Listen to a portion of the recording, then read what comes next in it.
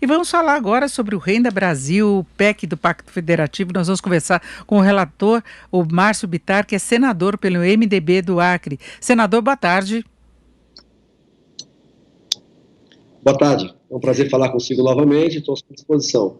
Bom, senador, a semana passada o senhor antecipou para a gente aqui no Jornal Jovem Pan que adiaria a apresentação do relatório para incluir na PEC do Pacto Federativo exatamente o Renda Brasil.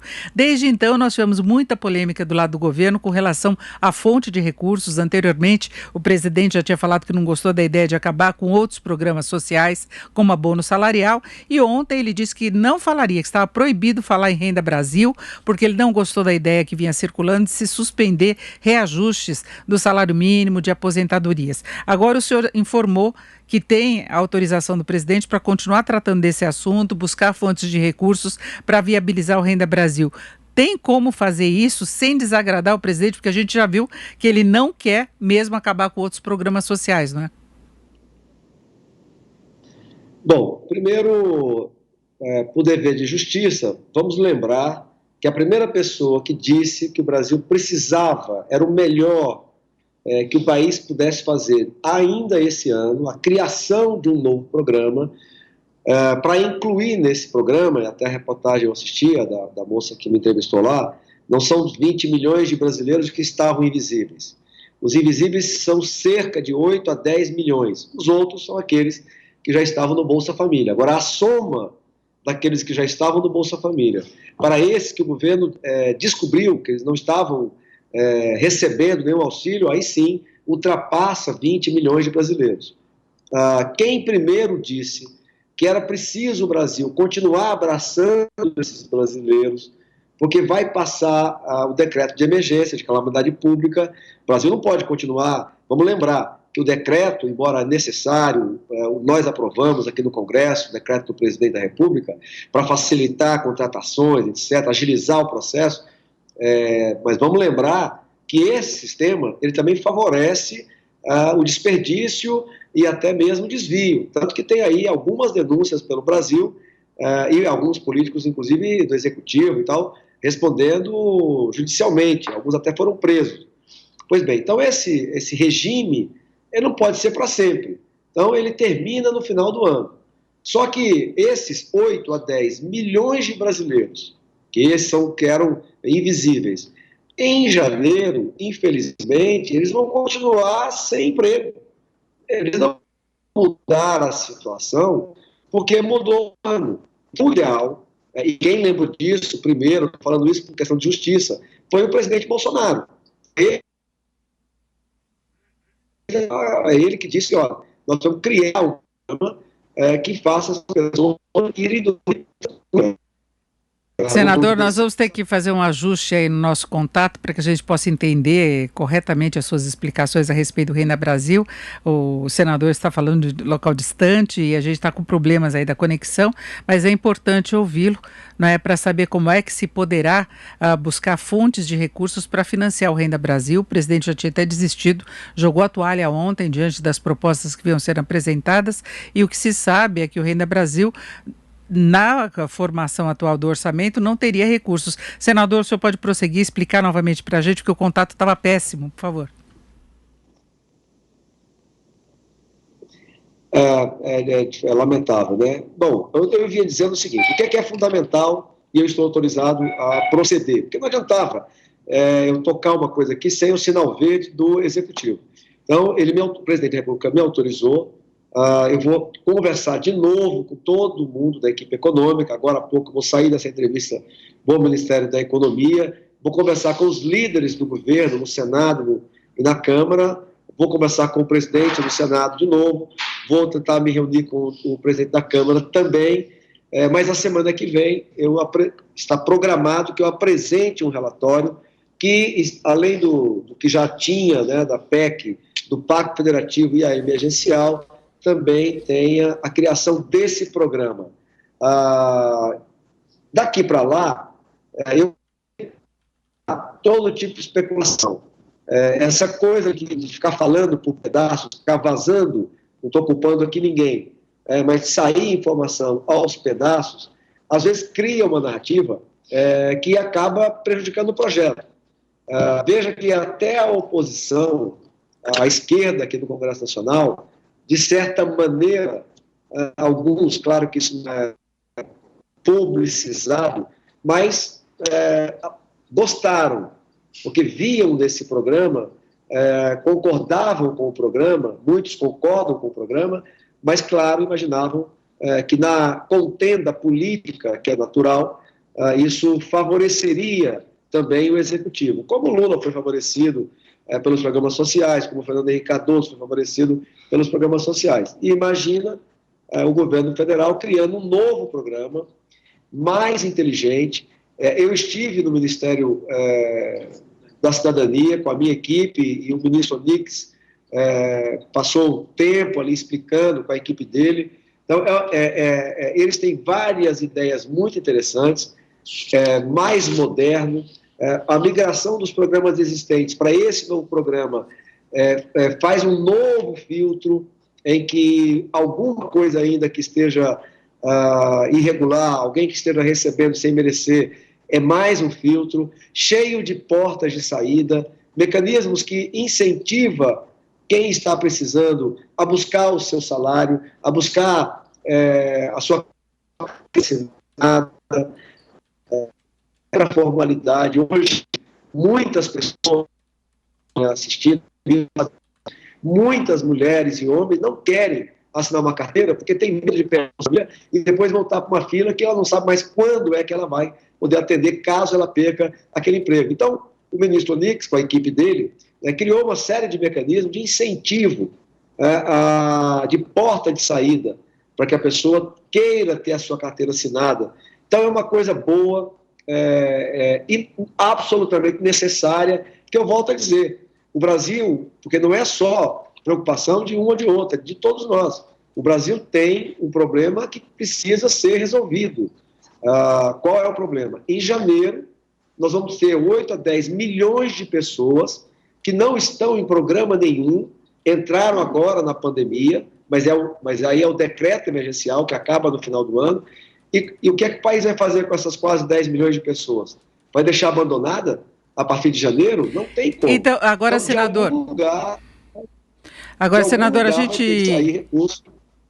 a gente vê enormes dificuldades em relação ao gerenciamento do orçamento do governo. Ele já apresentou a proposta orçamentária do ano que vem e muitos especialistas acreditam que, inclusive, ele possa ter problemas para bancar as despesas obrigatórias, que avançam muito mais do que a receita, a correção dessas despesas. A gente já vê o Ministério da Educação afirmando que vai faltar recursos para alguns programas mais específicos, outras áreas também reclamam. Tem o Pró-Brasil, não é?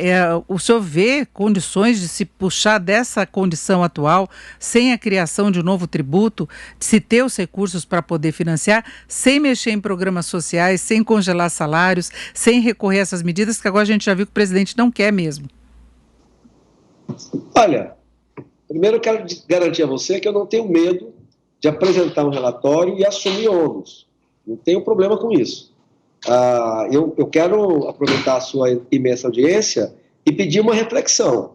Vou repetir, a partir de janeiro, praticamente 10 milhões de brasileiros que estão na mais baixa, na cadeia da pirâmide, são os que estão mais embaixo. Elas não têm do que sobreviver. Então eu pergunto, o Brasil vai fazer um orçamento e vai esquecer dessas pessoas? Então eu acho que isso é impossível. Então qualquer solução, ela tem que vir protegendo essas pessoas. Não há... e vai ter que sair de algum lugar. Eu gostaria de tirar de todo mundo que recebe acima de 20 mil e tal, mas eu vou fazer aquilo que é possível fazer. Mas é essa reflexão que eu transmito. São praticamente 10 milhões de brasileiros que estavam invisíveis e que não terão a sua situação mudada em janeiro. Agora, eu quero dizer, que eu sei que você está citando, sobre a educação. Bom, então, eu sou um dos que entendo claramente que a educação tem problemas gravíssimos, do primário à Universidade Federal, e um dos maiores problemas da educação não é falta de recurso.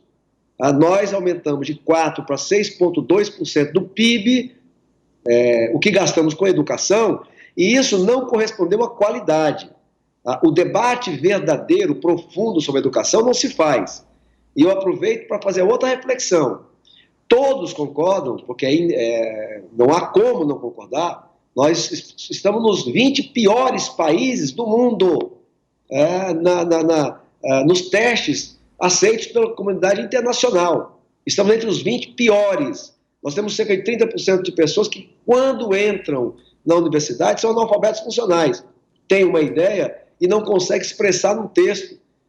Da alfabetização à universidade, é um caos. Estamos muito mal. Tínhamos uma universidade, chegamos até uma universidade, que era a USP, entre as 100 do Brasil, hoje não está nem entre as 300. Ora, se você mantém tudo como está, faz o diagnóstico que ninguém tem coragem de mudar, você mantém a estabilidade daqueles que levaram a educação para o caos que ele está. E ao mesmo tempo, verba carimbada, ou seja, eu já disse isso e vou repetir, no meu relatório do Pacto Federativo está proposta a desvinculação. Quer dizer, é até uma contradição que o Congresso patrocina, quando ele quer ter mais influência sobre o orçamento, que é legítimo, porque é uma lei que o Congresso é que faz, né? A iniciativa de apresentar é do Executivo, mas quem faz é o Congresso Nacional. Então, é lícito que ele queira ter uma participação maior na decisão do orçamento. Acontece que o orçamento do jeito que está, 96 é engessado. Então, se o Congresso quer ter mais influência sobre o orçamento, definir prioridades, ele tem que parar de estar tão engessado como ele está. E eu vou repetir, é preciso que se faça reflexão. Quem é que disse que o Congresso é mais capaz, tá, do que todas as prefeituras, câmaras municipais do Brasil inteiro e os governos estaduais, para definir o que é mais importante daquele estado para o outro ano?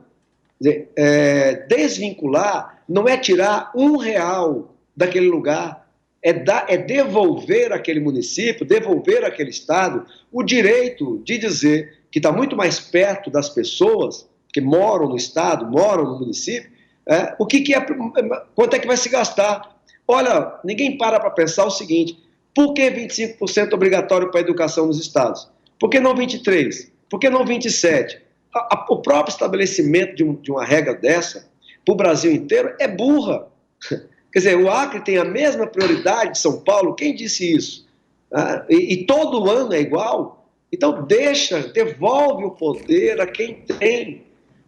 Só dizer que se depender de mim, nós vamos fazer a desvinculação. Aí outra pergunta, mas tem que carimbar recursos porque a educação é importante. Qual é o prefeito que vai deixar de colocar dinheiro na educação? Nenhum. E deixa ele com a população dele. Agora, segurança não é importante? Claro que é. Nós vemos um caos na segurança. Então põe a segurança também na tabela. Mas aí vai chegar alguém que vai dizer o seguinte: não, mas os programas sociais também são muito importantes, uma questão de sentimento cristão. Bom, então também tabela. Então daqui a pouco está tudo... E isso não funciona. Quer dizer, um ano você tem um estado que tem uma catástrofe, precisa de mais, no outro ano é outro estado. Num ano você reforma as suas escolas todas, porque passou-se um ano, uma gestão que não fez a reforma, deixou sucateado. Já no outro ano você não precisa mais gastar tanto. Eu estou cansado de ver secretários estaduais de educação chegando ao final do ano tendo que gastar 200, 300, 400 milhões de reais, porque tem que chegar no teto mínimo. Senão ele vai responder por crime de responsabilidade. Bom, então, voltando ao assunto, eu agradeço e peço para me liberar, que eu tenho que ir lá agora. Claro, eu sei. Senador, eu só queria saber se tem algum prazo agora para apresentação do relatório. Eu quero apresentar na semana que vem. É o meu desejo. Agora, vamos lembrar que isso é democracia. Então, eu não sou sozinho. Eu fui pedir ao presidente se ele me autorizava como relator do orçamento, como relator do Pacto Federativo e da emergencial, que também aponta para a austeridade fiscal dos estados, municípios e da própria União. Se ele me autorizava, me dava um sinal verde para eu conversar de novo com todo mundo e encontrar uma forma de que, por mais que o orçamento seja apertado, mas eu repito, o que é que vamos fazer com 10 milhões de brasileiros em janeiro? Quer dizer, então não há outra saída, nós vamos ter que arrumar um jeito de protegê-los. E o ideal, eu já dizia isso, vou repetir, o ideal é que estes brasileiros, que precisam do Estado, não há como, não há outra saída, que eles durmam 31 de dezembro desse ano, sabendo que já tem alguma coisa garantida para janeiro do ano que vem. Imagina, você é um pai de família, uma mãe de família, que precisa do Estado e dormir 31 de dezembro, na dúvida, o que eu vou fazer no mês que vem? Complicado. Então, e eu repito, eu não tenho problema de apertar cinto. Eu acho que tem muita gordura para queimar, e vamos ver. Na hora que apresentar o relatório, aí sim a gente vai poder falar das medidas necessárias para arrumar o dinheiro para essas pessoas. Isso é prioridade. Perfeito, senador. Senador Márcio Bittar, eu agradeço muito suas informações, sua participação mais uma vez aqui no Jornal Jovem Pan. Uma boa tarde. É um prazer para mim, boa tarde. Gosto do programa, é um prazer para mim. Fica com Deus. Obrigada.